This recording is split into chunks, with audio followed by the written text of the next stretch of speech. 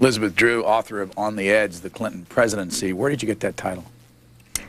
While I was reporting for this book, it was in December of '93. Clinton had just won the NAFTA trade agreement against great odds. And then he was riding very high. And then the stories came out about the Arkansas troopers' allegations that he had used them to help with his alleged assignations. And a friend of Clinton's, somebody who'd been a longtime friend and ally, said to me, Bill is someone who has always lived on the edge, personally and politically. It had a second meaning, too, in that his presidency was subject to so many ups and downs, and there were so many times when it seemed on the edge of political collapse. And in turn, that kept us on the edge about it. I mean, the American people were sort of watching this thing to see what was going to happen. What, if somebody buys the book, what time frame are you writing about? Well, I'm writing specifically, the time frame starts right after the election, the transition period, where a lot of the seeds of later trouble were sown, through August of 1994. But what I would hope is that the things they learn about Clinton, the person and his wife, and the people around him, there's no time frame on those. Did you have any time with him in the White House? I'm not supposed to say, but I can say that I saw every senior official of the White House. In your author's note, you say this is a genre of middle-distance journalism. What's that mean? Well, it's a term I kind of invented in the sense that I'm certainly not writing daily journalism, and I'm not even writing weekly or bi-weekly journalism. I was in there. I was seeing all of his top people regularly and others throughout the administration and talking to people on the Hill. But then I could step back some and try to get some perspective on it and write about it. Now, historians will come along and they will have documents that aren't released to us at this point. On the other hand, I think there are things that you can get by being that close to it, watching it up close, seeing people regularly, that historians can't get. You say you saw all the top officials. How do you go about doing that? Well, you make appointments with them. You mean, how did I get to see them in the first place? No, but I mean, do you see them in their offices, or do you see them socially, or do you... I really pretty much kept interviews to the office when I regularly, now this was at the Clinton White House, and I would have a day's schedule of appointments. I don't think there was a day that the schedule stayed in place because it was sort of such a helter-skelter place, at least in the first 17 months or so. And I would see them in the offices. Sometimes we would have lunch, so there'd be a longer time to talk. It's a better time to talk because the phone doesn't ring and people aren't running in and out. But I don't interview people socially. I think you should keep it separate. You take notes or you record them? I take notes. I almost never used a tape recorder. I think something happens with a tape recorder. People freeze, they start speaking for the ages and wondering how their words are going to look. I found, I think, only one person, whom I can't divulge, who was as natural when the tape recorder was going as not. But I didn't even try it on very many people. I think it's puts something between you and the person you're talking to. One of the first things you learn in your book is that you quote somebody as saying, we probably made a mistake by having the transition in Little Rock. Bruce Lindsay said that to me. His very, very close friend and advisor, Bruce, had traveled with him all through the campaign, and he, up until very recently, traveled with him anytime the president took a trip. So Bruce was very close to him, and what that was they realized they made errors during the transition that caused them problems further down the line. And while they thought it was important to certainly not base a campaign in Washington, to stay near his roots and people could come there if they wanted, maybe they'd have understood more about what they were getting into, and maybe they would have been able to get more advice if they had been here during the transition. Because one of his big problems was that his opening days were so awkward, if not clumsy, and people formed impressions then that it was very hard for him to shake. And they're the mistakes that really didn't need to be made. to me, it was astonishing that Bill and Hillary Clinton, very smart people. I mean, you hear they're smart. They are smart. They'd been in and out of Washington a lot. They had networks of friends. They had people here who were very eager to help them and give them advice. And yet they were startlingly unprepared for the presidency. You've appeared over the years on a lot of programs and given your opinion. Do you feel that you have a political point of view or a label that you put on yourself? I hope not. No, I don't. I call it as I see it. And my goal is to be fair and to try to look at it, have some detachment and write what you see. You might be, and in this case, writing things that some people who've become friends aren't going to like, but you try to write, observe the truth as you see it. This book was a period of around 18 months or so. Mm-hmm. Is there any conclusion that you reached after this is all over, that you saw up close? What do you think of what they did in the first couple of years? Well, those are sort of different things. In the first couple of years, first 18 months at least, Bill Clinton accomplished a lot. Now, he never got this across. He actually there was a core idea to his domestic policy. I'm unfashionable enough to say he even had a vision, which is a strikingly unusual thing to say about him. He really believed in giving people opportunity and lifelong opportunity. In other words, you start with the Head Start program, you make it year-round, try to get everybody into it. But he also understood that life has changed so in America that people are going to hold several jobs, likely, and they might need retraining or re-education at several points in their lives. This was a very interesting idea. He never got across that that's what he was doing. So he isn't credited, I don't think, enough for what he did. And on the other hand, as we saw in the election, a lot of people don't like what they think he did do. On conclusions about Clinton, I really felt that this was one of the most complex people I had seen in the presidency. Now, I'd seen few that close, but I mean, Lyndon Johnson was complex too, but he's a very complex man. And that he had a hard time dealing with the problems that he'd brought into office with him. He has flaws, personal flaws. He has flaws that the public have picked up, the Slick Willie aspect, and that his presidency seemed to be a constant war between his ambitions and his flaws. And I really didn't know how it was going to turn out. I still don't know how it's going to turn out in 2 years. What do you think of the talent in the cabinet? For all of the trouble that they had putting the cabinet together, and that's partly because of his pledge to have a cabinet that looks like America, he was determined to have one more Hispanic and one more black and one more woman than Bush had had. We also saw in that period early signs of his indecisiveness and the fact that he could be rolled by the interest groups, or it appeared that he could be, and I think that was a very bad sign to send out during the transition. With all of that, I think he ended up with quite a good, not universally good, but a quite able and in many cases talented cabinet. You mentioned a couple of things about the Oval Office I wanted to get you to expand on. Have you been in the Oval Office? Oh, yeah. You mentioned that the Rodin's Thinker, small statue of that, is in the office. What's the reason for that? Did you ever ask him that? I didn't ask him that. A friend gave it to him, and he seemed to like it.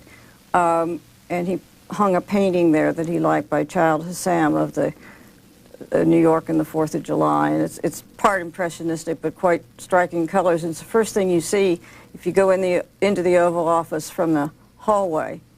Every president decorates it, I mean, with the gewgaws and things in their own way. Of course, the Clintons really redecorated the Oval Office, I think, with less success.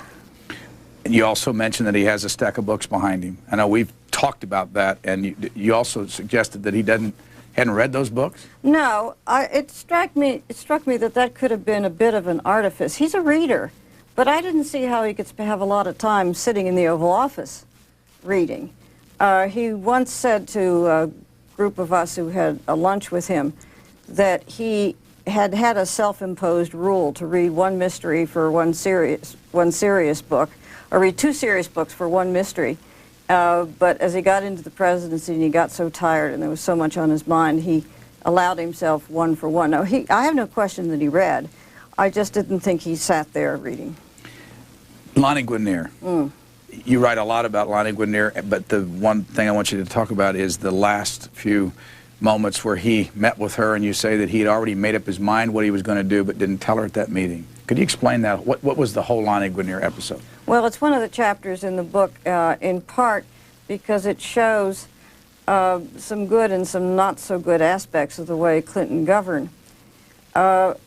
It began by the fact that he thought that a couple of independent people, constitutional scholars, had read her writings, which were perhaps controversial, and said there was no problem. In fact, it wasn't that way at all. Just one person who was actually her advocate read it. But anyway, as she increasingly got into trouble, increasingly the staff felt that they couldn't go forward with the nomination. What was the job? Assistant Attorney General for Civil Rights. And she had written some controversial articles, and as scholars often do, at the edges of civil rights policy.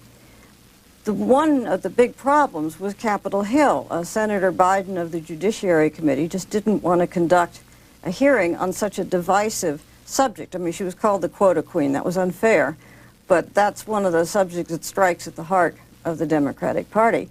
And so aides were saying, look, this won't work. He was getting advice from the Hill, you have to pull us. He couldn't make up his mind.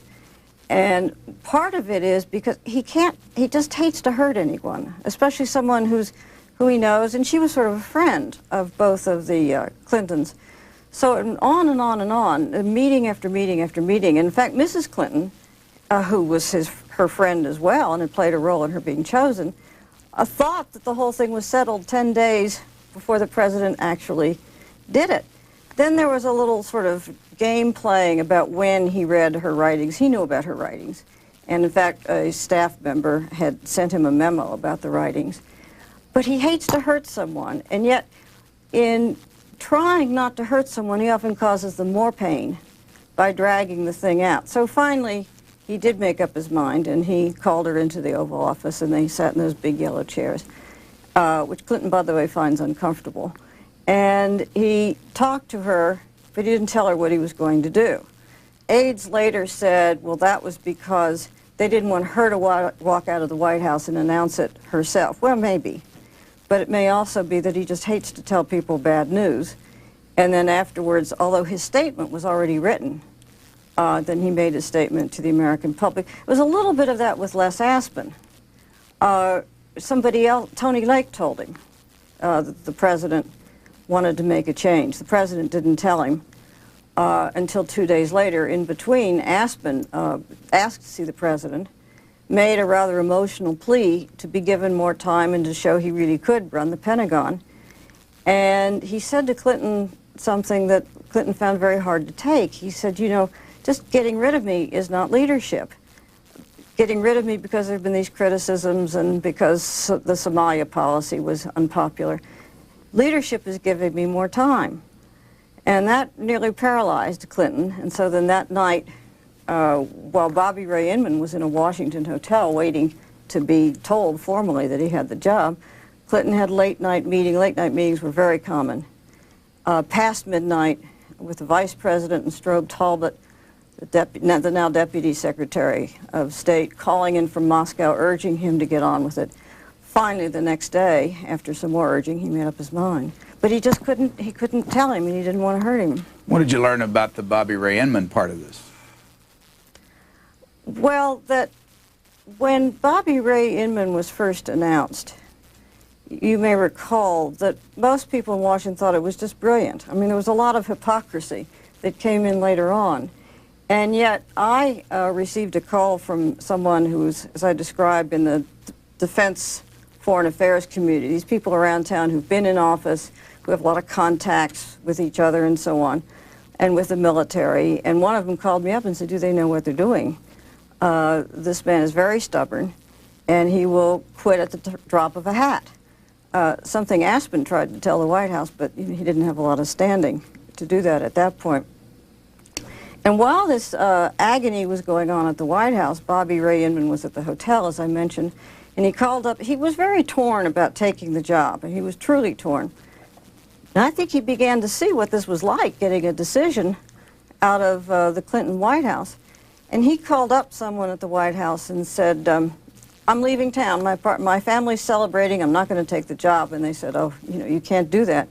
And a very odd thing happened. David Gergen and Warren Christopher, the Secretary of State, without telling the President, went to the hotel and begged Bobby Ray Inman to give him more time. Now, it wasn't supposed to be known, and it wasn't known until I wrote this, that Christopher played any role in this, because the Secretary of State should not be seen to be replacing the Secretary of Defense, and yet he knew all about it. And then increasingly, Bobby Ray Inman's own doubts, I think, took over, and for a number of reasons, he just pulled out. What did Warren Christopher have to do with it?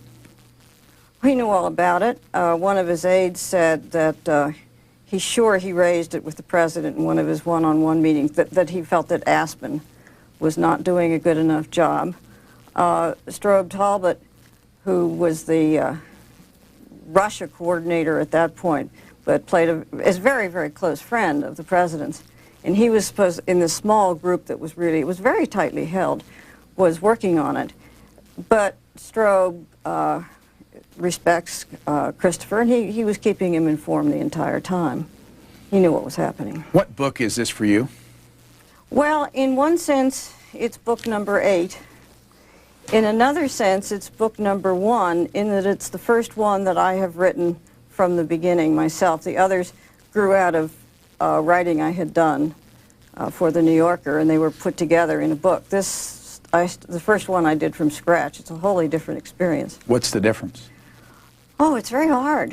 And I mean, there's no comparison. And I had a newfound respect for people who write books when I was working on this. Also, as you can see, there's a range of subjects. I mean, I had to know about Bosnia, and I had to know about economic policy and Supreme Court and things like that. And we did it in a relatively brief period of time so that it would be timely. And you just have to start. You have to decide how to organize it. You have to decide when are you going to bring up this point, when are you going to repeat this point, have you repeat this theme, have you done it too many times? It's a wholly different experience, and I found it sort of hard but sort of exhilarating. It was a whole new thing to do. I stretched new muscles. How many years did you work for The New Yorker? 19. And for those that had never saw what you did for The New Yorker, what was it? A letter from Washington? Is that what they call it? Well, I started just writing articles from Washington, about Washington, and at some point in there, William Shawn asked me to write the letter from Washington. I noticed a similarity, correct me if I'm wrong, that you basically are writing for someone other than insiders in town here. It seems like you're writing for people that may not know all the details. Is that right? Well, I suppose I don't think about who I'm writing for. I think about telling the story and trying to get across what happened. But, of course, it would be ridiculous just to write for the people in town because why? Why would you do that? And you have to be very careful to define your terms, realize that the shorthand we often use with each other here is not acceptable and doesn't work in terms of helping a reader understand what's going on. You say, and I asked this question, why is this person telling me this? And this is in the author's note. What are you getting at? Well, you do something like this, or you do most journalism, based on interviews. And you, while I had access, I mean, to see people, each one making up their own mind as to whether they were going to see me, nobody said, well, let's give Elizabeth Drew this whole story. So I had to piece most of these stories together, or all of them. And in many, many cases, there were conflicting stories, or conflicting accounts, or conflicting reasons for things. And so you had to ask yourself, you always ask yourself, well, why is he telling me this? Is he trying to puff the boss, or is he trying to get an advantage over so-and-so? Does it ring true? How does it compare with why someone else says it? There's no science to it. You have to go by your instinct and your experience. You mentioned in the first part of this that you're not supposed to say whether you talked to the President or Mrs. Clinton. Let me just ask you first, why? An awful lot of people writing books wanted to see them. And so it was considered that if someone did see them, it would be on a background basis and you couldn't, if I did see them, it would have been that it was on a background basis that I couldn't say directly that I saw them and this is what they said. Did anyone inside the White House who knew that you were writing this book kind of try to guide you? I mean, they want to make sure this book came out their way? Oh, probably everybody.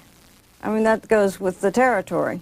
Not only in the White House, but I was seeing cabinet secretaries and also people at the lower levels in some of the agencies at the White House. And Capitol Hill, as you know, you can't really cover the White House just from the White House. It's too much of a cocoon. But a very important place to stay in touch with at all times are people on the Hill who go back and forth and can tell you, what went on in meetings or the president's mood, give you their perspective on things. I've got brackets around a couple paragraphs here, and I don't want to bore you with this, but I want to read these paragraphs because there's something I want to ask you about. You say here, this is page 345, at the White House on Friday, November the 12th, 5 days before the NAFTA vote, people were moving around from meeting to meeting with a tight, determined look. Sitting in his small office that afternoon, George Stephanopoulos seemed wired. He talked faster than usual. There was a certain giddiness. Stephanopoulos knew by then that the administration was probably going to win, but the victory wasn't nailed down. The reason I put brackets around it is I wanted to ask you if you were there. Oh, yes. And how did you decide in this process when to kind of let the reader know you were there and when you weren't there? I mean, the quotes, you've got quotes later. He says, "This is it," Stephanopoulos said. "We have to win it. We're back in the must-win place. I guess we'll be there a lot," unquote. Well, the next line is really one of my favorite lines in the book. Breaking into a laugh, he said, "We're always stuck in the small crawl space between must win and can't lose." Right. But I mean, the techniques in the book, how often did you quote when you were there, and did you ever quote when you weren't there, and somebody just passed it on to you? You would quote, you could only quote what someone said in a meeting or say what someone said in a meeting if you had reason to be terribly sure that that's what was said. And you talk to a lot of people, you just keep talking, and you see what matches up and what doesn't. And again, you say, well, why would somebody be telling me that this person made a powerful argument, or what? You just had to keep making these judgments. Some scenes, seem more vivid to me than others. You want to show some real live people some of the time, and sometimes it was just a matter of reporting what happened. Are Bill Clinton's people that are around him loyal to him? Yes, mostly. I found the White House people themselves to be quite loyal. The conclusions that I might have drawn that don't seem so flattering, like the indecisiveness, grew out of my reporting. I mean, nobody said to me, "God, the man's so indecisive, I don't know what to do." I would just piece together the story and realize how long it took him to make up his mind about Lanny Guinier or Aspen or a number of other things. You referred to the principals and to the consultants. Why did you put those labels on people, and who are they? Well, they're very different groups. The principals, that is the working name, that is the formal name of the top foreign policy officials, the Secretary of State, Secretary of Defense, Director of CIA, UN Ambassador, and am I leaving anybody out? I don't think so. National Security Advisor, of course. And in this case, one of Vice President Gore's, his foreign policy aide, also sat in the principals meetings, as did the Deputy National Security Advisor. That's one sign of Gore's extraordinary and unprecedented role. You say there's never been a vice president like this in history? No, not that was in on as much as he is in and has as much influence as he does. I mean, the relationship between him and Clinton is really a rather amazing one, given they're both very smart, very driven people, but Gore knows who got elected. But he tries to play a real policy role. Anyway, the principals are supposed to be the people who shape the foreign policy decisions that the president is going to be faced with or is supposed to make.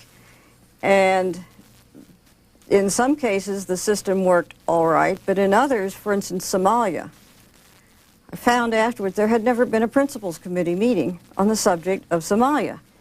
And I was reporting after the debacle in Mogadishu, which was also, so damaging to the president, that it was the result of a series of really casually made decisions that didn't take into account, well, then what happens, or what new vulnerability might we get into?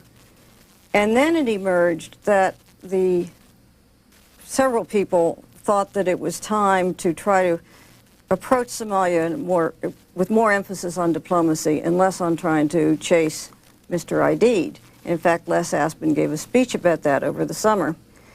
And in any event, the policy went forward, and the rest is history about Mogadishu. But what was so fascinating about that is it turned out that I was told that afterwards the president kept saying, oh, how did this happen? I thought we changed the policy. I thought we weren't chasing Aidid anymore.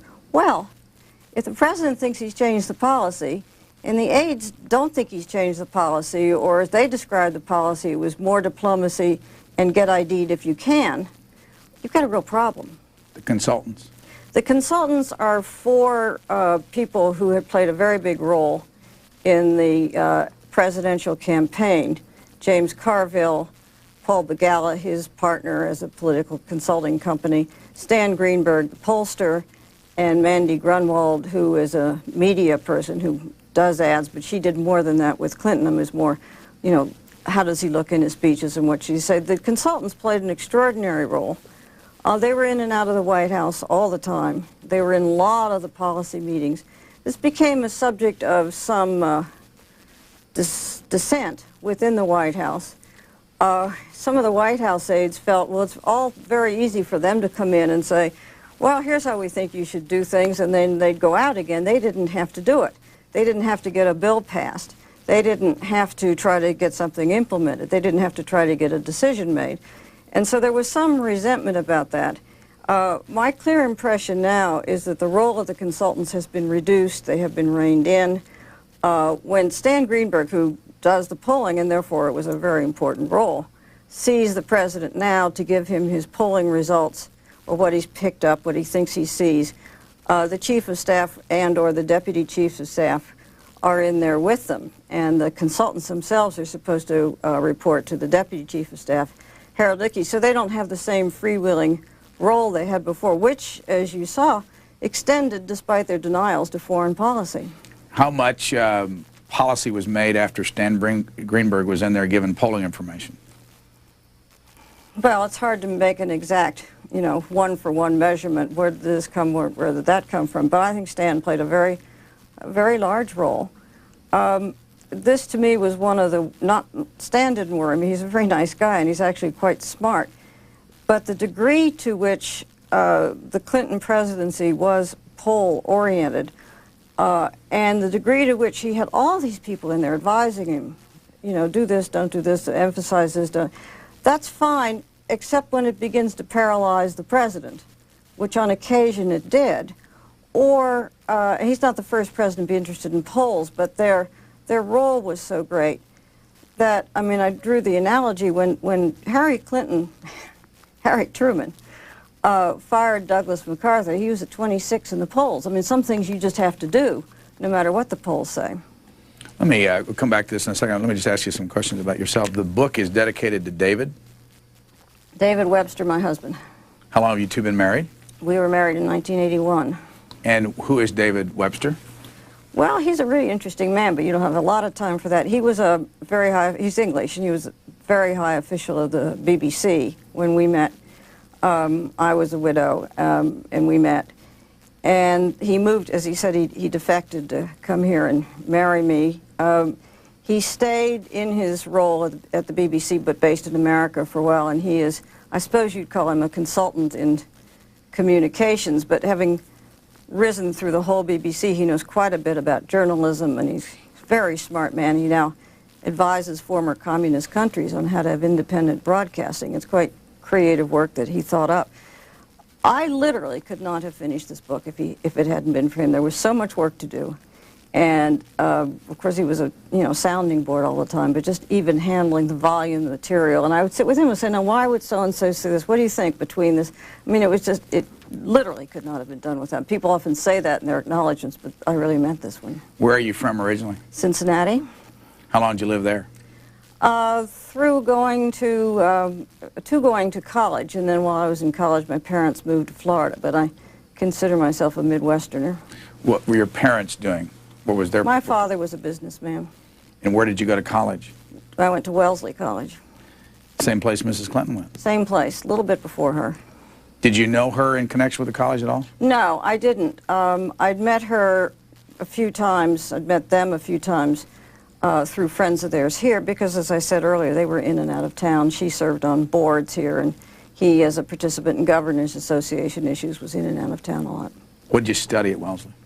Well, political science, but the connection between that and this is more accidental than it might seem. My minors were history, it was a close call, and English, and oddly enough, I didn't want to take English because I didn't want to have those creative writing courses. Now, I still don't do creative writing. I don't think I do reporting. But the political science seemed interesting to me. I had no prior disposition toward it, nor when I graduated from college did I have a clue what I was going to do. What did you do when you got out of school? Well, I'm of the era that when I got out of college, I was considered very lucky to get a secretarial job at a publishing house. But I didn't think that, actually they put out a magazine called The Writer, but I wasn't thinking about writing. I was actually waiting to marry somebody at the Harvard Law School, but it didn't work out. And when was the first time you got a job as a writer?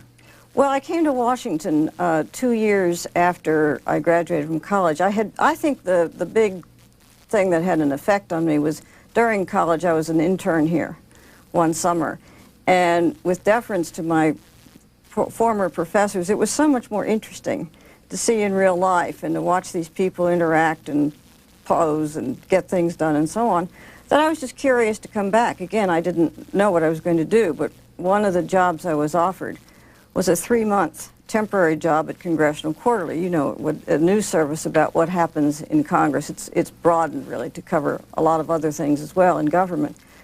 And my 3-month job lasted 5 years. And I think that was extraordinarily helpful training in learning how to read bills, how to write a precise sentence about what was in a bill, or how to cover things that happen on the congressional floors. Along the way, anybody play a role in teaching you how to write well? Well, when you put the word well on it, I suppose as a writer, the greatest influence on me was William Shawn, the editor of The New Yorker. I was very, very lucky. I came into The New Yorker. I never dreamed that he would want me to write anything. At that time, the legend, or wasn't just legend, about The New Yorker was it had more, it had enough material to print for 3 years if they never bought another thing. But one thing led to another, and I thought I didn't want to go to my grave not having at least inquired. And Mr. Shawn wrote back and said, yes, come see me when you're in New York, and I was there pretty soon. In any event, my first real project there, I told him in the fall of 1973, this was when Spiro Agnew was in trouble, I said, you know, I think we're going to change presidents. I just had this instinct.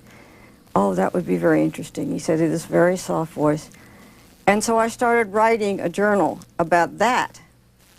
And then when Archibald Cox was fired by President Nixon, the independent prosecutor, Mr. Shawn, as he was then, called me up and said, would you better keep going, Mrs. Drew, don't you think? And I said, yes. And he was the editor for that series. He edited my work for quite some time. And he liberated me in a lot of ways, in that I was working on this journal, and it was a new kind of format for me. And I said, you know, I'm thinking of doing whatever it was I was thinking about doing. And he said, take a chance on anything, Mrs. Drew. And I knew at the other end was someone who wouldn't let me make a fool of myself and wouldn't threaten me. You know, he'd just take the pencil and cross it out. But we worked together, and I think the great thing that William Shawn did for writers is he gave them confidence, and confidence makes better writers. When did you discover that the written word had some, I don't know, pick the word, power, or where when you would write something you would get the kind of feedback that say, somebody's paying attention to this? I don't know if I ever discovered, or it's just sort of one of the things that happens when you write and you reach a certain audience and they write you or comment on it, but you don't do it for that. You write, at least I don't do it for that. I love to figure out what's going on. I mean, it's very interesting. I probably had more fun on the reporting on this book than anything I've done. I learned all sorts of things. I hung around these people for a long period of time, got to know them, watched the interactions. It was extremely stimulating. Chapter 5, I don't know why this got my attention, but it's on the heading of the chapter is starting again. You say, during the transition, some Clinton aides had sought the advice of Michael Deaver. Why would the Clinton aides go to Michael Deaver? Because Michael Deaver was a genius at presenting a president. Now, the president he had to present was Ronald Reagan, who was pretty good material to work with. I mean, I remember Mike Deaver telling me during the Reagan period that every time President Reagan entered a room, he consciously threw his shoulders back. I think he's the one that began the salute, you know, to the military aides when he gets off the helicopter. Nobody's done it as well as Ronald Reagan did. And they were looking for, well, how do you package these things? How do you get what you want on television? How do you get the public's attention to the issues that you want?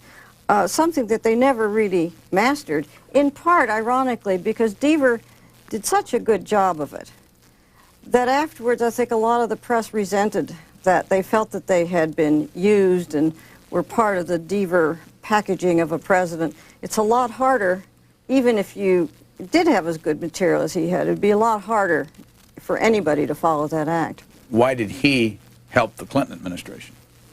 Oh, he's a citizen.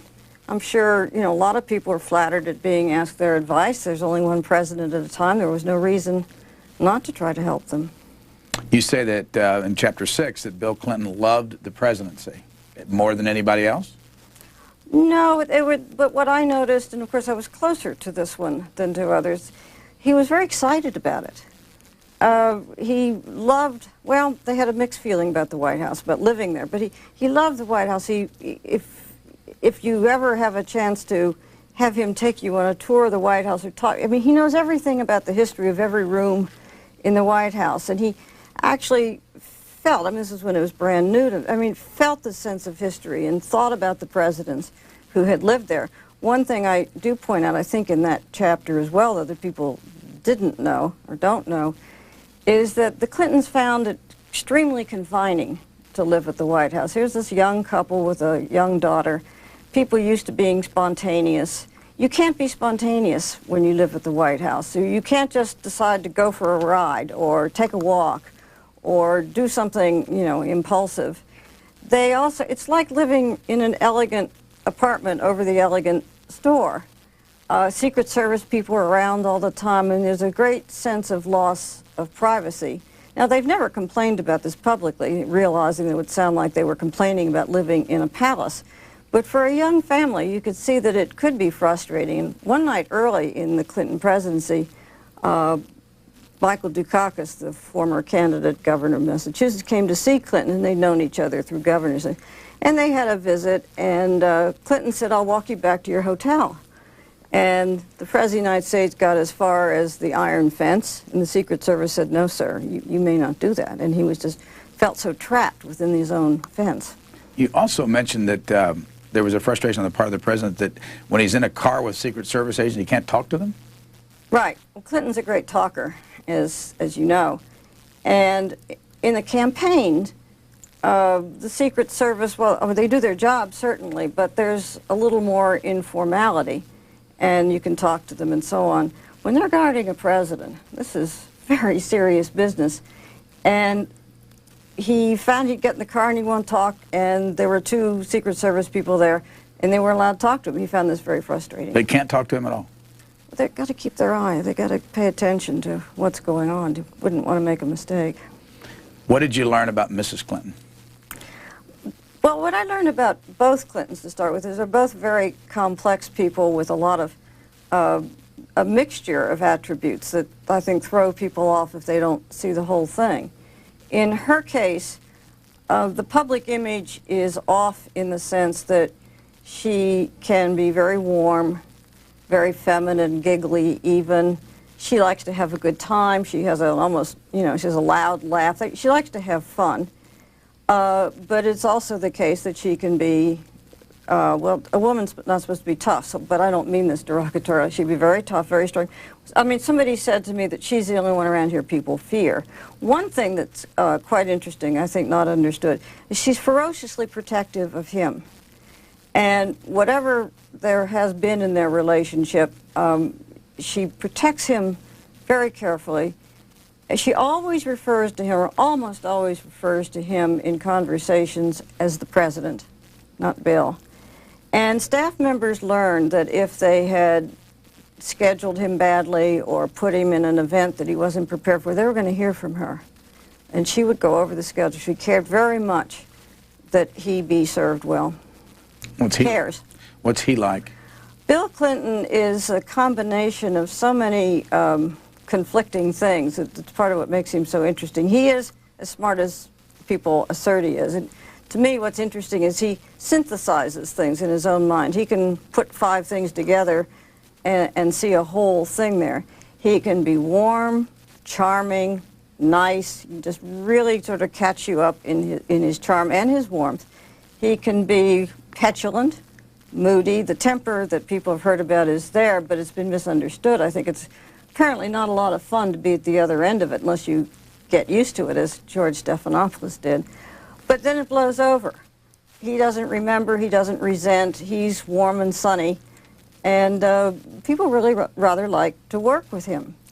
He ranges from having enormous confidence in his own brains and ability, both of which are substantial, and having bouts of real doubt, a real lack of self-confidence, and he can get very down.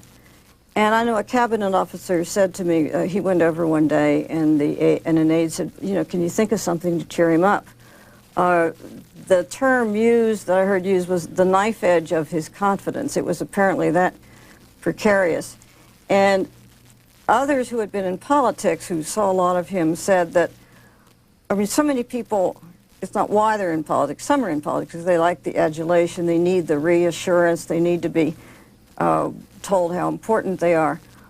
Clinton seemed to need reassurance even more than most politicians. This may seem a surprising thing, but there it was. The recent elections, I bring it up because this book preceded all that.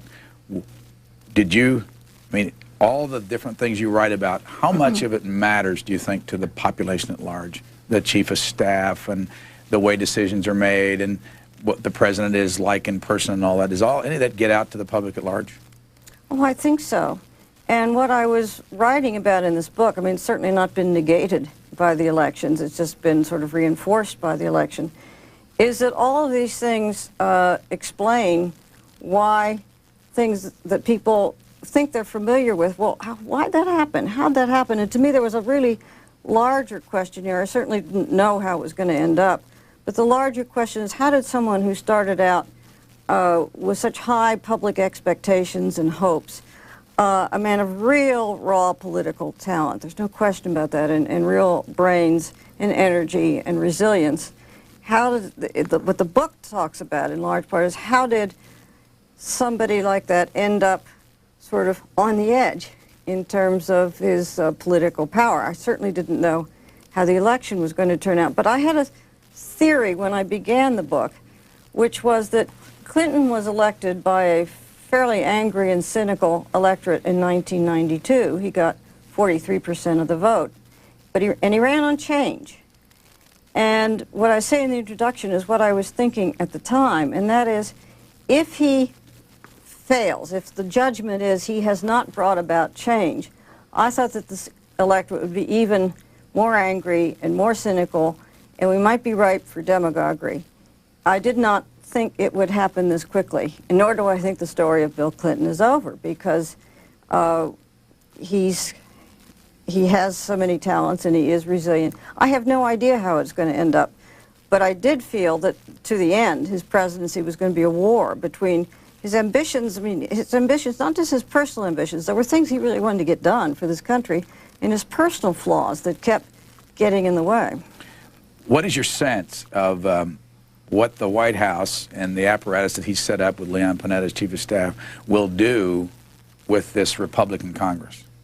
Well, they're considering it now. They were actually thinking a lot about what the next 2 years were going to be like well before this, because whatever happened, Clinton was not going to have a working majority. not whatever happened, but anything that seemed conceivable. He was not going to have a working majority in either the House or the Senate.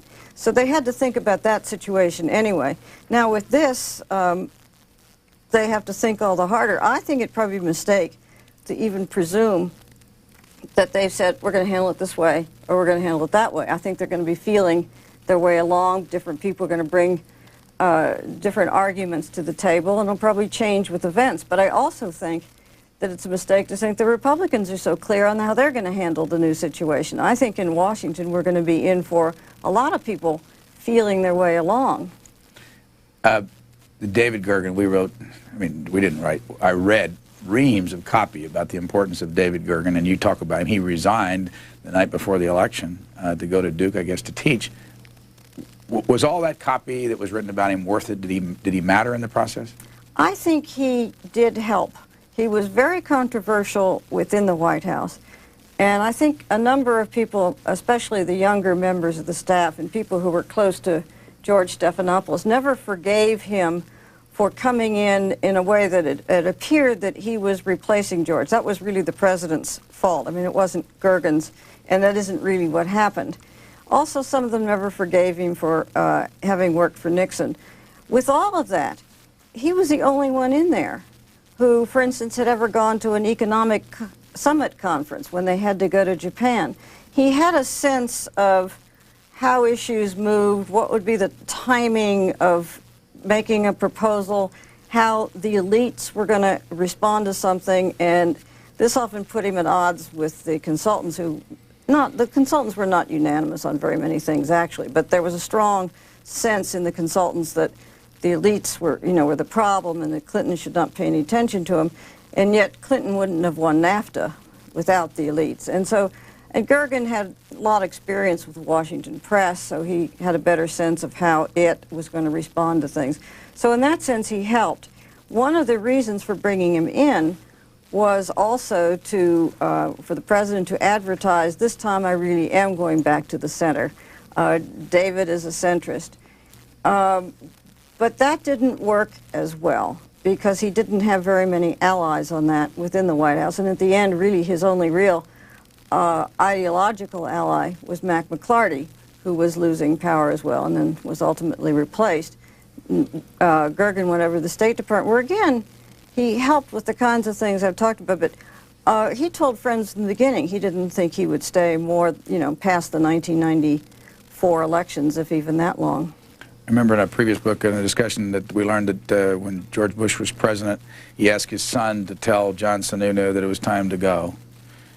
And you mentioned earlier a situation where Bill Clinton asked, I can't remember, there's so many of these, did he ask Vice President Gore to tell Mac McLarty it was time to go? Or was... Funny you should ask. Yeah. Well, I don't know if he asked him to tell him, but it was Gore who brought it to a head.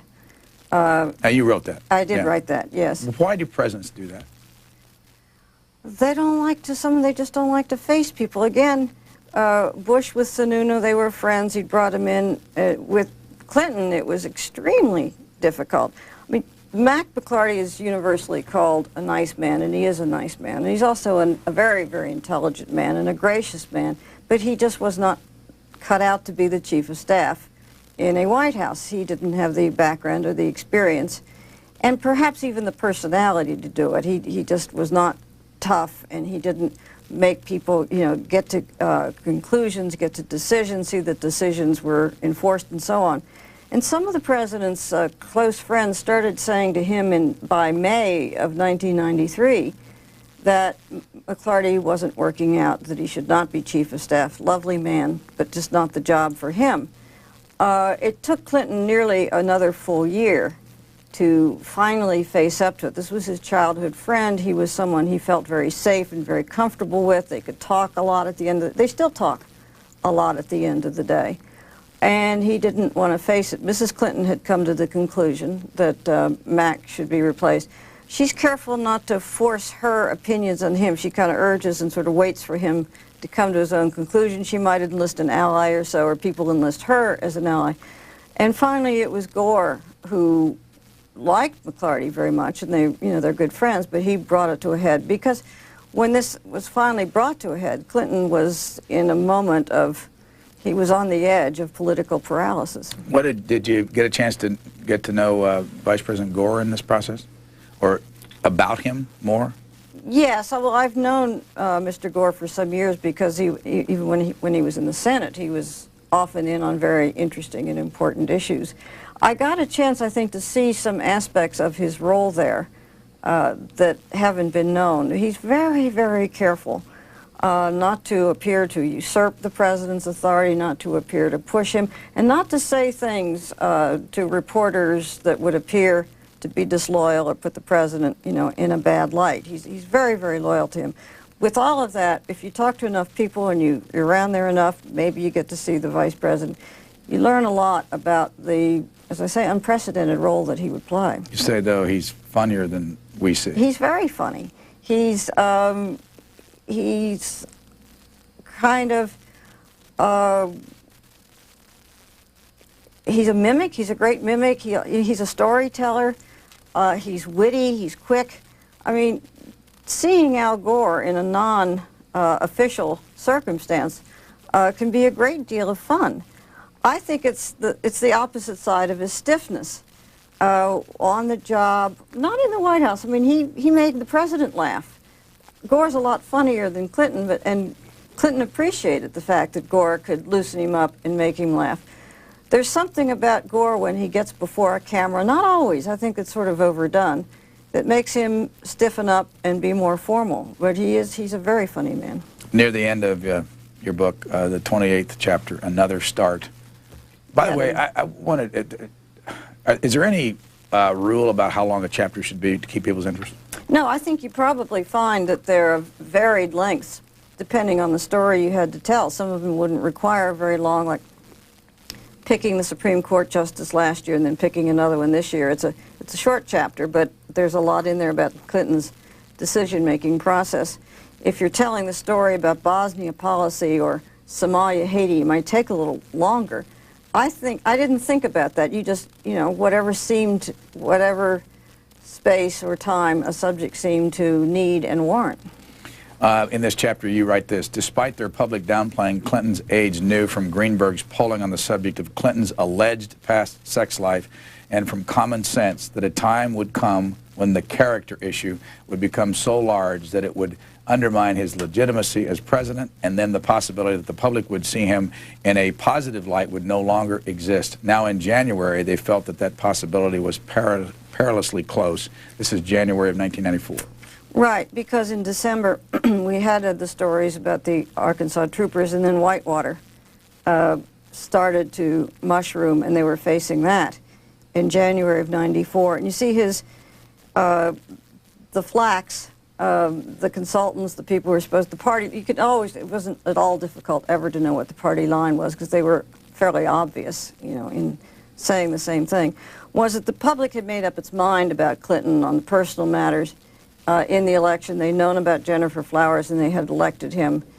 And that was all in the past. Nobody's interested, but they knew that wasn't really true, that it's there, and every time people were reminded of this kind of recklessness in his past, if true, would erode the confidence in him. I think this fits into what I think Clinton's, maybe his biggest problem has been and is still, is that in various ways, by being too accessible, things coming out of his past, he wore away the moral authority of the office.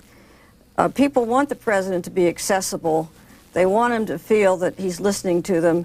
But if he's out there all the time, if he's out there too much, he's talking too much, he's too available, he talks about what kind of underwear he wears, this erodes the authority of the office, the stature of the office.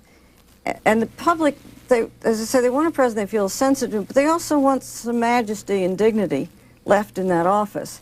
And Clinton was sort of tearing that away, which I also thought was a very dangerous position for a politician, a president, to be in, because there were none of the wrappings around him that give him protection, that give him the benefit of the doubt, that give him sort of, well, he's the president. Not that we should ever blindly follow the president, but sort of a little more respect for him, the office, And as he wore that away, he was in a much more exposed position. Now, Leon Panetta is very conscious of this, and he tried to change things. There were fewer presidential appearances. He got him to not answer questions about another subject when the event had been about Subject A, which is what they wanted to get in the news. He wanted him to just show more stature. There's a line in the president said to Leon Panetta, "I should be more like John Wayne." Back to where we started, page 387. Bill has always been someone who has lived on the edge politically and personally, for better or for worse. I don't think he thinks he's vulnerable. This is a friend who says this.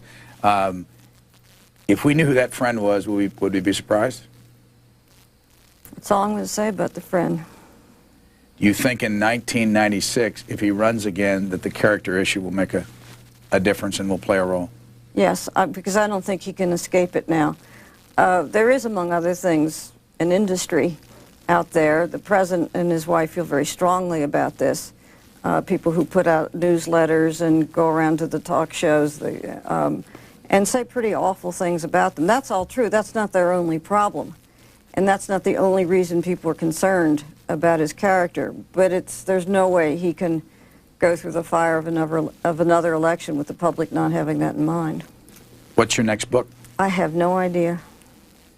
Do you have anything that you have thought about that you want to write that may not be political?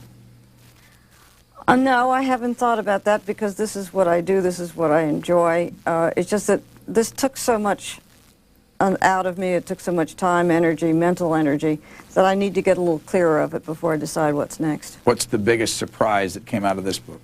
Back to you, feedback. Reaction to the book? Well, I was pleased. I didn't know how people in the White House were going to respond, nor could I write about it, worrying about that. But I was pleased to get direct and indirect reports that people, though they read it and winced, sometimes they felt it was fair. And I really did try to be fair. This is what the cover of the book looks like. On the Edge is the title, The Clinton Presidency. And our guest and author is Elizabeth Drew. Thank you very much. Thank you.